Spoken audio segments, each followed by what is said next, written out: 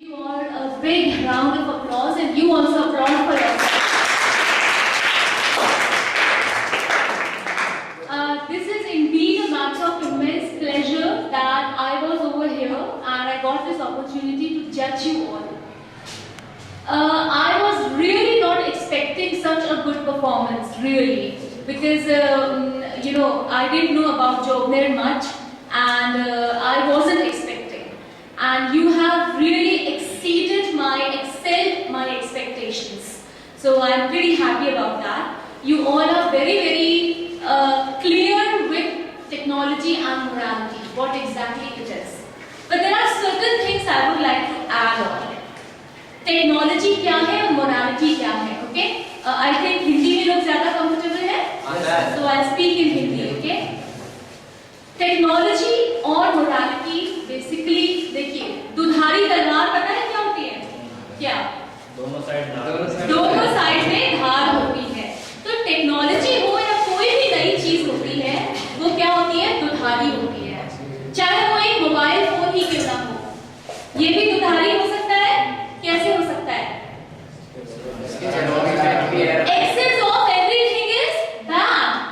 हर चीज की अति खराब होती है, ओके? अब टेक्नोलॉजी और मोरालिटी को हमने यहाँ कंपेयर क्यों किया? व्हाई? क्योंकि टेक्नोलॉजी की वजह से ऐसा लोग कहते हैं और हमें लगता है कि हम दूर होते जा रहे हैं बहुत। किससे? अपने लोगों से, अपनी संस्कृति से। तो एक स्टूडेंट ने यहाँ पे पूछा था मोरालिटी क्या है, एक्चुअल में क्या है? किसने पूछा था? मोरालिटी क्या है किसने पूछा था? राइट। आज की जनरेशन में मोरालिटी का मतलब हमें समझ जाना चाहिए, दूसरों की लाइफ में फालतू में इंटरफेयर नहीं करना, किसी को परेशान नहीं करना, हमारी आदतों की या हमारी व्यवहार की वजह से कोई हर्ट ना हो, किसी के सेंटिमेंट्स हर्ट ना हो और किसी को कोई नुकसान ना हो। सिर्फ ये मोरालिटी होता है, यही नैतिकता होती है, दूसरों की हेल्प करनी। फॉर एग्जाम्पल, अभी विनर क्लब से जोड़कर बताऊंगी आपको। सिविक सेंस पता है क्या होता है? सिविक सेंस का मतलब होता है एक सोसाइटी में रहना तरीके से, नियमों का पालन करते हुए। वो नियम क्या होते हैं? आप रोड के ऊपर जा रहे हैं, 2500 सीसी के इंजन वाली कार चला रहे हैं आप, और 1000 सीसी के इंजन वाली एम्बुलेंस जा रही है। वो हॉन्क कर रही है, बार-बार हॉर्न दे रही है और आप उसको जगह नहीं दे रहे हैं जाने की। आप ये नहीं सोच रहे हैं कि उस एम्बुलेंस में किसी की जान को खतरा है। आप तो अपनी बड़ी गाड़ी के मजे में चूर हैं। ये नैतिकता है? नहीं। आपने क्या किया? शायद किसी की जान ले ली। आपकी 2500 सीसी के इंजन ने किसी की जान ले ली। ये नैतिकता का पार्ट होता है कि आप एम्बुलेंस को, इमरजेंसी व्हीकल्स को, वो क्या होते हैं? फायर ब्रिगेड, पुलिस, आर्मी और एम्बुलेंस, इनको आगे जाने दें, जगह दें, जहां से भी जगह मिले आप उनको रोड पे जाने दें। स्वच्छ रखना अपनी सिटी को, राइट, अपनी कंट्री को।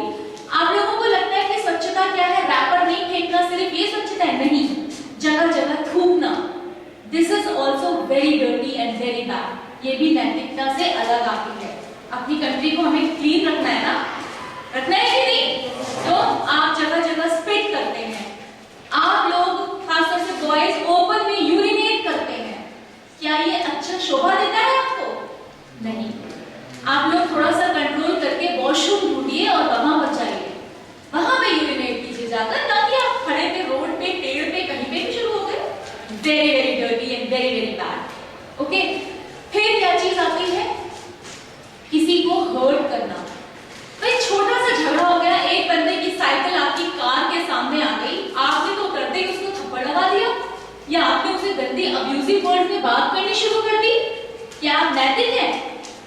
आपकी ऐसी पढ़ाई का क्या मतलब जो आपको ढंग से बात करना भी ना सिखाए? राइट? पढ़ाई क्या? अब मैं आपको बताती हूँ, मेरे घर में मेरी हेल्प है, डोमेस्टिक हेल्प। डोमेस्टिक हेल्प जानते हैं? जो मेरी काम में हेल्प करती है, जिसे आप लोग मेड्स भी कहते हैं। हम मेड्स नहीं कहते क्योंकि वो हमारे घर में काम करती है, इसीलिए आज हम काम कर पाते हैं। So they are not my maids, they are my help। वो मेरे घर में काम करने आती है। आपको पता है वो बिल्कुल पढ़ी लिखी नहीं है, मगर मजाल है कि मेरे घर की कोई भी चीज इधर से उधर हो जाए,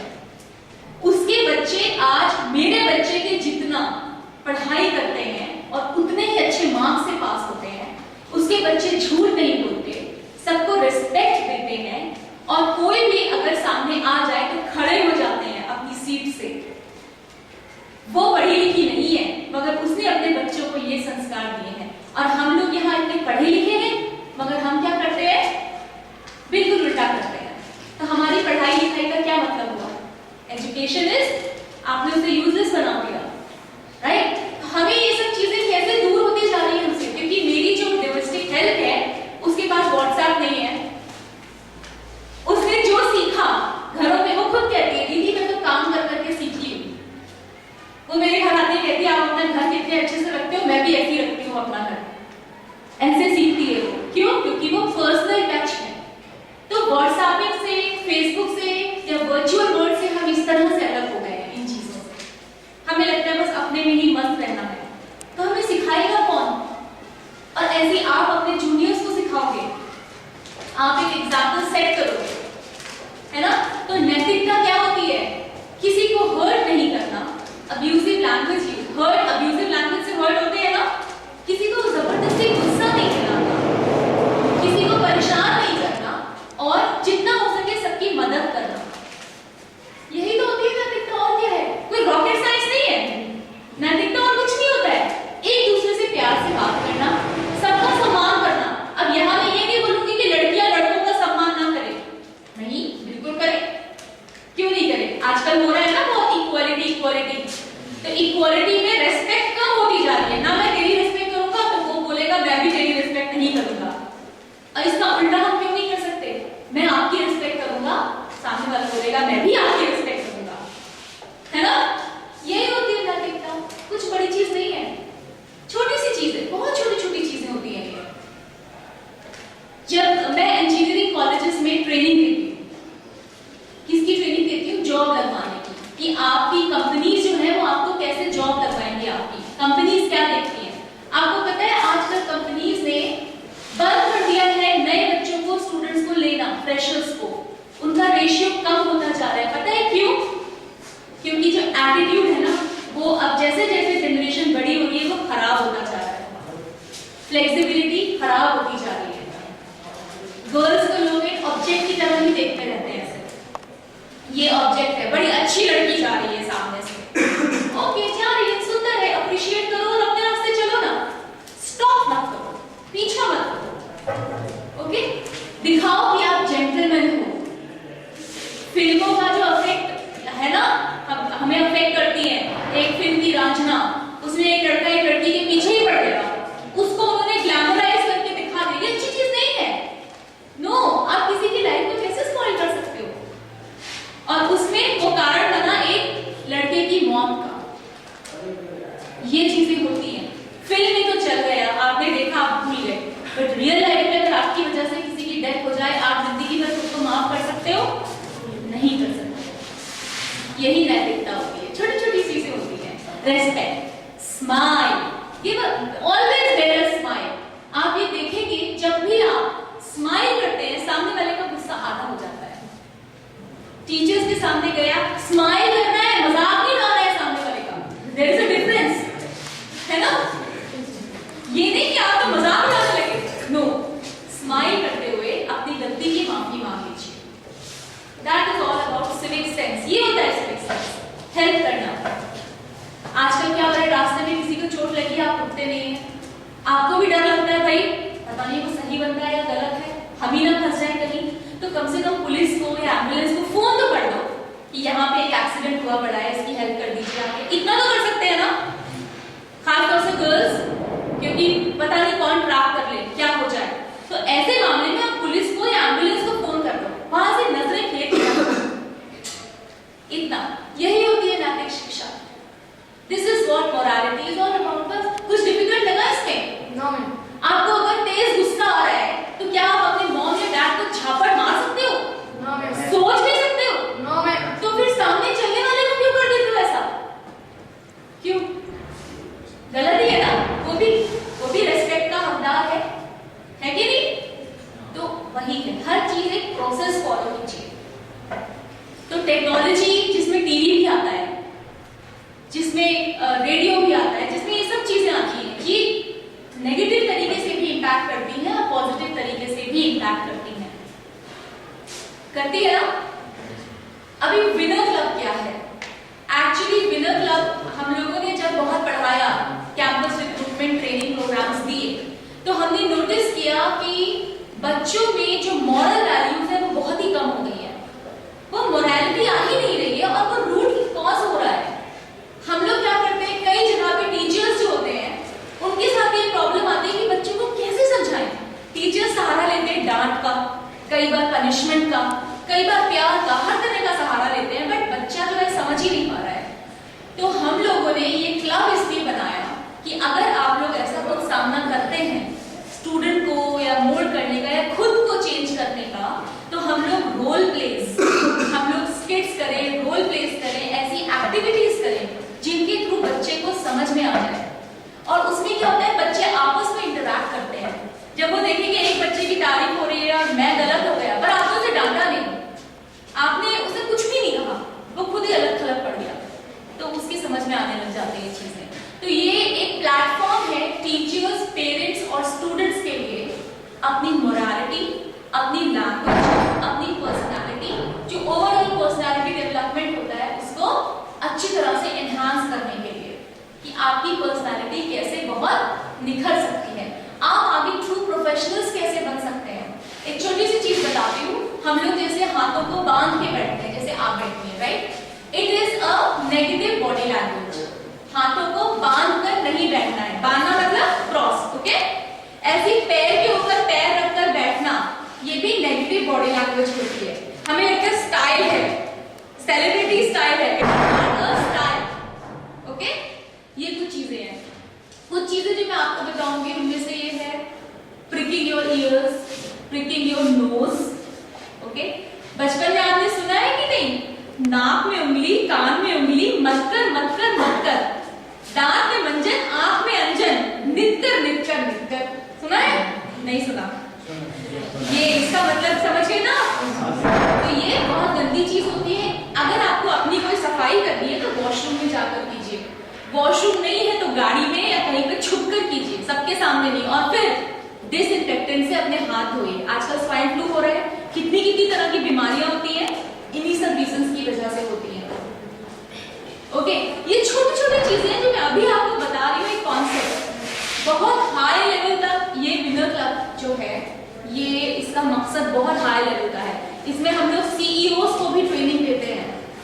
हमारी जो विनर एकेडमी ऑफ एक्सीलेंस है, we give training to CEOs of very big companies, okay?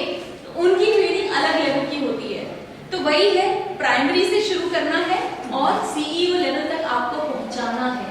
आपको इस लायक बनाना है कि कहीं भी आप रिजेक्ट हो ही ना पाए। इस बेसिस पर, इन बेसिस पे, इन छोटी छोटी चीजों पे, ओके? आप सिर्फ टैलेंट के बल पे एक दूसरे से लड़ाई करें, कंपटीशन करें, इन चीजों के लिए आप लोगों का रिजेक्शन ना हो। And this goes for elders also. आप लोग स्टूडेंट्स हैं, आपके लिए ट्रेनिंग अलग होती है, फैकल्टी मेंबर्स के लिए ट्रेनिंग अलग होती है, मैनेजरियल लेवल के लिए ट्रेनिंग अलग होती है, कॉर्पोरेट्स के लिए ट्रेनिंग अलग होती है। तो this is all about that. हम लोगों के यहाँ आपको एंकरिंग, जैसे आप लोग छोटे जो बच्चे हैं जिन्होंने अभी साइंस नहीं लिया है, कुछ लोग टेलीविजन में जाना चाहते हैं, कुछ रेडियो में जाना चाहते हैं, आर्ट्स में जाना चाहते हैं, उनकी ट्रेनिंग भी अलग तरह से होती है, ओके? तो वो ट्रेनिंग भी यहाँ पे दी जाती है। तो इट्स लाइक ओवरऑल डेवलपमेंट। आपकी पर्सनालिटी की इतनी सी भी चीज यहाँ से छूटेगी नहीं, कुछ भी नहीं छूटेगा। आप लोगों की पर्सनालिटी कंप्लीटली डिफरेंट होगी। आपकी तरफ से सिर्फ एक ही चीज चाहिए। ये भी नहीं कहते हैं कि सिंसियरिटी चाहिए, क्यों? क्योंकि आपका वहां आना ही अपने आप आपको सिंसियर बनाएगा। सिर्फ एक चीज चाहिए, that is your regularity, that's it, nothing else. Winner club वहां आने की बात नहीं कर रही हूं मैं, कहीं पे भी होती है कोई एक्टिविटीज, उन एक्टिविटीज में पार्टिसिपेट कीजिए, जैसे आज आपने यहाँ किया। ऐसी बहुत सारी एक्टिविटीज होती हैं, सो पार्टिसिपेट। छोटे छोटे बच्चों ने, जैसे ये छोटे से बच्चे ने पार्टिसिपेट किया, क्लास 4th में है ये, but he participated, he red, उसने पढ़ा। मगर क्लास 4th का बच्चा आके पढ़ना बहुत बड़ी बात है। लोग आ ही नहीं सकते, बहुत डरते हैं, दे आर लाइक शिवरिंग। ये छोटे छोटे 5th और 6th की बच्चियों ने यहाँ पे पढ़ा, participate. It's a very big thing, okay? आप सब लोगों का एक लेवल जो है आपने पार कर लिया है। वो क्या लेवल है? मतलब झिझक, आपने उसे पार कर लिया है। तो अब आप लोगों को उतनी मेहनत ही नहीं करनी है, आपको थोड़ा सा ऊपर से अपने ऊपर मेहनत करनी है, वो करना आप लोग स्टार्ट कीजिए अभी से। Okay, now are there any questions you would like to ask me? You have some question. मतलब आप नैतिकता को मतलब आगे बढ़ावा देने के लिए आप क्या क्या मतलब कार्य कर रहे हैं, और मतलब और बच्चों को कैसे मतलब कैसे दूसरी जगह पे भी आप कैसे समझा रहे हैं, तो आप उसके बारे में बताएं। मतलब नैतिकता को कैसे बढ़ाएं, और मतलब आप इसके उपयोग को बताइए। नैतिकता को उपयोग तो मैंने बता दिया। नहीं मतलब कैसे बढ़ाने, आप कोशिश क्या करें नैतिकता के बढ़ाने के बारे में पूरे सब। यही है हमारा तरीका। हम लोग कई सारी एक्टिविटीज करते हैं जिनके थ्रू, जैसे कि मैं बताती हूँ, प्राइमरी सेक्शन जो होता है, प्राइमरी सेक्शन में एक्टिविटीज या उनको स्टोरीज सुनाई जाती हैं, जो क्लास 5 तक के बच्चे होते हैं, कि उनको पंचतंत्र की कहानियां सुनाई, उन कहानियों को एक्ट किया, फिर हम उन लोगों को मॉक सिचुएशंस देते हैं कि भाई एक बच्चे ने टॉफी चुरा के अपने बैग में रख ली है, दूसरे बच्चे ने देख लिया है, वो कैसे बिहेव करेगा, और जिस बच्चे ने टॉफी चुराई है वो कैसे बिहेव करेगा, क्या वो बताएगा, क्या उसे शर्म आएगी या नहीं आएगी, उससे बाकायदा इवैल्यूएशन होता है। तो ये हम लोग सारे स्कूल्स और कॉलेजेस में जाकर ये प्रोग्राम रन कर रहे हैं। मतलब इसको हम लोगों ने पायलट प्रोजेक्ट जिसे कहा जाता है, पायलट मतलब टेस्टिंग प्रोजेक्ट, ये प्रोजेक्ट हम लोगों ने चलाना अभी स्टार्ट किया है, जिसमें बच्चों का इवैल्यूएशन उनके टीचर्स ही करते हैं। और इसी तरह से थोड़ा सा मिडिल लेवल आता है, वो आता है क्लास 6 से लेके क्लास 10 का लेवल। इसमें स्पोर्ट्स हो गई, बच्चों की बातचीत हो गई, जिसके ऊपर टीचर्स वॉच रखते हैं कि ये बच्चा क्या बात कर रहा है। आपस में स्टूडेंट्स जो है उनसे हम मजाक में पूछते हैं, इस पैर में चला दो, उनसे हम मजाक में पूछते हैं कि भाई आप बताइए ये स्टूडेंट क्या बात कर रहा था आपसे, कैसी बात थी, इसके विचार कैसे हैं। तो वो अलग अलग टूल्स हैं, वो सारे एक्सप्लेन नहीं किए जा सकते आपको, क्योंकि बहुत ज्यादा डिटेल्ड है। तो ये इस तरह के जो एक्टिविटीज है वो की जाती है। फिर आते हैं 10th से लेकर, मतलब 11th से लेकर 12th तक के स्टूडेंट्स, उनकी अलग तरह की एक्टिविटीज होती है। उनकी एक्टिविटीज बेसिकली सारी की सारी वर्चुअल जो मीडिया है उसके ऊपर बेस्ड होती है। उन लोगों के वर्चुअल मीडिया के ऊपर वॉच रखी जाती है, उनके पेरेंट्स से बात की जाती है कि आप सच सच बताइए कि बच्चा आपसे कैसे बात करता है, फिर वो आकर हमें बताते हैं। और इसमें काउंसलिंग सेशंस बहुत सारे होते हैं 11th और 12th क्लास में, क्योंकि बच्चे के ऊपर स्ट्रेस भी बहुत होता है, बोर्ड के एग्जाम्स होते हैं, राइट। तो उसके स्ट्रेस या डिप्रेशन में वो ना जाए, बहुत ज्यादा स्ट्रेस ना हो, इसके लिए पेरेंट्स के साथ में काउंसलिंग की जाती है और टीचर्स के साथ में भी काउंसलिंग की जाती है। तो ये तो 12th तक का हुआ। तो अभी 12th तक की बातें आप जान लीजिए। मैं एक पर्सनल क्वेश्चन पूछना चाहता हूँ, जैसे कि एसएसबी इंटरव्यू में होता है, मतलब डिफेंस के लिए अगले का कॉन्फिडेंस देखा जाता है, तो मैं अपना कॉन्फिडेंस कैसे इंक्रीज कर सकता हूँ? जैसे आज मेरा मैथ्स का टेस्ट है, खूब पढ़ाई करके आया हूँ, लेकिन ऐसे हो रहा है मेरे कि क्या मार्क्स आएंगे मेरे, कितने गलत होगा, पहले भी कुछ टेस्ट में से हो चुका है, तो मैं अपना कॉन्फिडेंस कैसे इंक्रीज करूँ? कॉन्फिडेंस आपका तभी नहीं होता है जब आपकी तैयारी अच्छी नहीं होती है, नंबर 1। नंबर 2 ये होता है कि ये जो डर है ना, ये थोड़ा रहना चाहिए। ओवर कॉन्फिडेंस कभी भी नहीं होना चाहिए। ओके, क्यों? क्योंकि जब आप बहुत थोड़ा सा नर्वस हो रहे होते हैं, वो हमेशा अच्छा परफॉर्मेंस आता है, ठीक है। तो इसके लिए आपको डरने की जरूरत नहीं है कि भाई क्या होगा क्या होगा। तो एक चीज तो याद रखिए, अगर आपकी तैयारी है तो जो बहुत ज्यादा डर लगता है वो तभी लगता है जब आपकी तैयारी नहीं होती है। इसलिए तैयारी अच्छे से करके रखिए, और इसके अलावा और कुछ भी नहीं है। और कॉन्फिडेंस इंक्रीज करने की जहां तक बात है, और चीजों में अगर मैं बताऊं, इनिशिएट कीजिए हमेशा। इनिशिएट मतलब पहल कीजिए। आपको बोला गया कोई वॉलंटियर है, ये लड़की आई, मैं उठती हूँ, आप में से कोई नहीं उठा वॉलंटियर करने के लिए। तो आर्मी में, क्योंकि मैं एसएसबी की ट्रेनिंग भी हमारे यहाँ दी जाती है, तो आर्मी की जो ट्रेनिंग होती है सबसे ज्यादा आपका कॉन्फिडेंस लेवल ही देखा जाता है और आपकी पोलाइटनेस देखी जाती है। ये दोनों चीजें आपको बरकरार रखनी है। तो वॉलंटियर कीजिए, पहल कीजिए। हाँ मैं करूंगा, मैं करूंगी ना, मतलब यहाँ तो लड़ाई हो जानी चाहिए। अरे मैं करूंगा, मैं करूंगा, इतने लोगों की उनको ढूंढना पड़ता, कौन करेगा यार, किसको बोलूंगा? यही चीज है। Just keep your preparation good, well. अभी अपन जिस एज में उसमें ना नेगेटिविटी